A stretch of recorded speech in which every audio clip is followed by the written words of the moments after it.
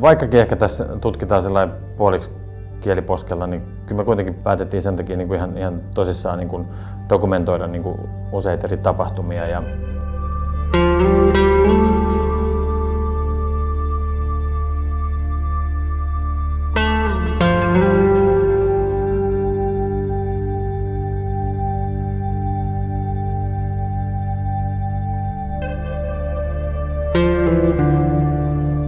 Vaikka ei uskoisi, niin mäkin olen tehnyt näitä hommia yli 20 vuotta ja meidän tapauksen tämä ydinporukka on niin toistakymmentä vuotta tehnyt yhdessä. Ja nyt ollaan niin kuin, tässä viime aikoina lähdetty saalistaa niitä ja metsästää niitä maagisia hetkiä ja hankkimaan niin kuin tietoa ja keräämään tutkimuksia, että mitä siellä tapahtumissa oikein niin kuin tapahtuu.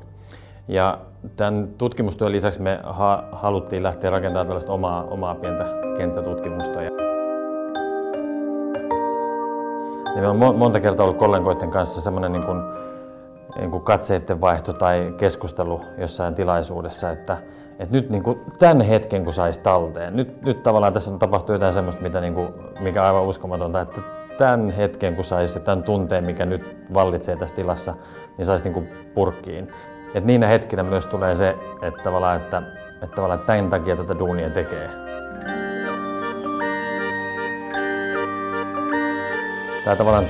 Tätä me haettiin niin, että me asennettiin niin kuin muutamiin tapahtumiin asiakkaan tietäen tietenkin niin kameroita.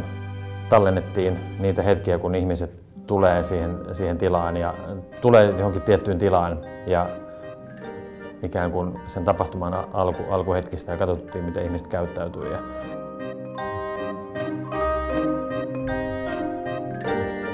Eli freimiltä lähdettiin katsomaan sit selkeästi meidän ikään kuin dokumentaatiota ja katsomaan, että miten ihmiset käyttäytyy ja miten ne toimii tuollaisessa tilassa ja mitä sieltä niin kuin mahdollisesti syntyy.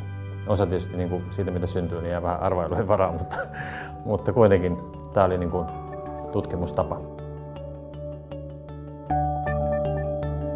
Ja nyt alkaa kyllä olla aika vahva käsitys siitä, että mitkä on ne hetket ja tilanteet yrityksen elinkaaressa, kun oikeasti tapahtuma ja ihmisten kasaan kutsuminen on tehokkain ja järkevin tapa. Ja sitten on myös vahvat perustelut, että miksi se on niin.